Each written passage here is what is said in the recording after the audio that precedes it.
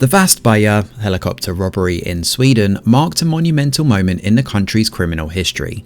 On the 23rd of September 2009, at around 5:15 am, a G4S cash service depot was robbed in southern Stockholm. The robbers used a helicopter to pull off the heist, landing on the rooftop and taking off with bags of money. I won't spoil the outcome of what ensues from here, but it's certainly a crazy tale and rife for a Netflix miniseries. Netflix are no stranger to these adaptations, of course, and whether it be the highly popular La Casa de Papel, now called Money Heist for some reason, The Great Heist, or even their highly ambitious experimental show Kaleidoscope, the structure works very well in a binge-watch format. This time it's the turn of the Swedes to try their hand at this, who deliver a pretty decent recreation of the heist. There's plenty of drama along the way, and split across 8 episodes, the show works its way up to the heist itself before seeing the nervy, nail-biting hours and days that followed. The focus here is predominantly on one man, Rami. Based loosely on Iraqi robber Zafer Kadum, Rami's journey is a fascinating one, and he makes for a compelling protagonist to follow. He has a history of stealing and a natural talent for crime, but after falling in love with a woman called Karine and raising 2 kids, Rami hangs up his balaclava and gun, deciding to go on the straight and narrow. Unfortunately, Rami is screwed by the system when he invests all of his money into a shrimping venture, left with nothing as he's scammed. To make matters worse, it's not just his money that's on the line here. His father-in-law, who already doesn't like him given he's an ex-con and his history of crime, also has money invested in this, along with dangerous criminals too. With a massive bullseye painted on his back, Rami is left with no choice but to return to former partner in crime, quite literally, Michelle. He's a clever man, dressing modestly and managing to fly under the radar all these years, despite a string of robberies and thefts to his name. He's the real mastermind here, thinking big and managing to come up with crazy schemes on a whim. His latest is the aforementioned helicopter heist, but even this is too elaborate for only 2 men. Rami and Michelle are joined by businessman Zoran, and eventually a total of 20 people make up their crew. We don't follow every single one of these 20, I mean we'd be here all day otherwise, but midway through the series we do meet a skittish helicopter pilot called Axel. What begins with a focus on Rami does branch out as the episodes progress to include Zoran, Axel, Leonie, more on her shortly, and Michelle's journey. We see who each of these people are, what led them to the heist, and why they're doing this. It's clear from the off that Rami and the others are the underdogs, and there's definitely a slightly biased perspective here in favour of the robbers.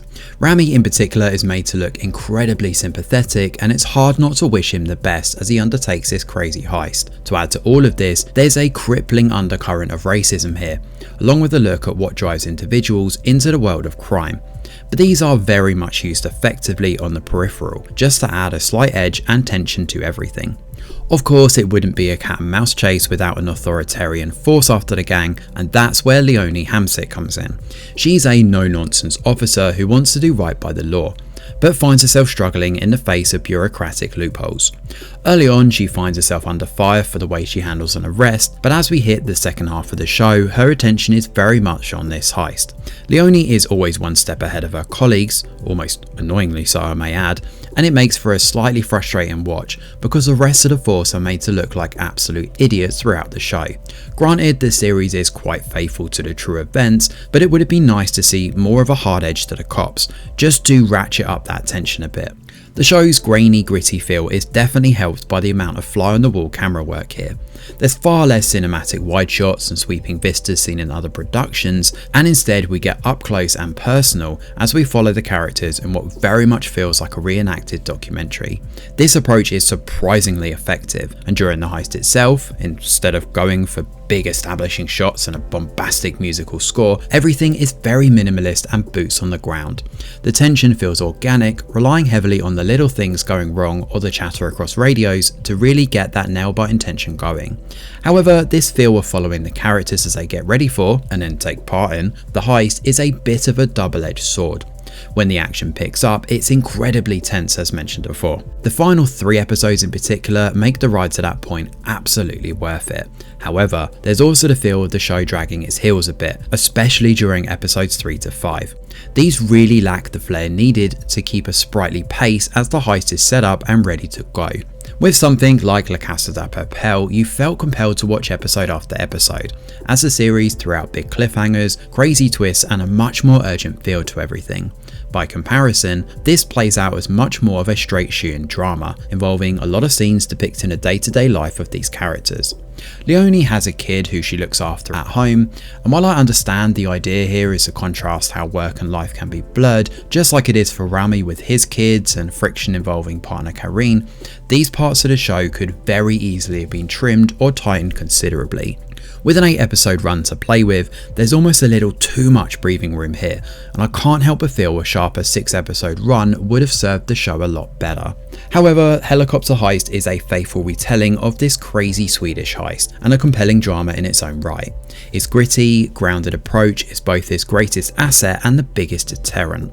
With strong characterization and a couple of excellent episodes late on, the Helicopter Heist lifts off Swedish TV, outshining the sluggish pace midway, making for a solid recommendation overall. Thanks for watching, and do let us know your thoughts in the comments below. Smash a like or subscribe to the channel, your support is very much appreciated. I'm Greg Wheeler, and from all of us over here at The Review Geek, we'll see you on the next video.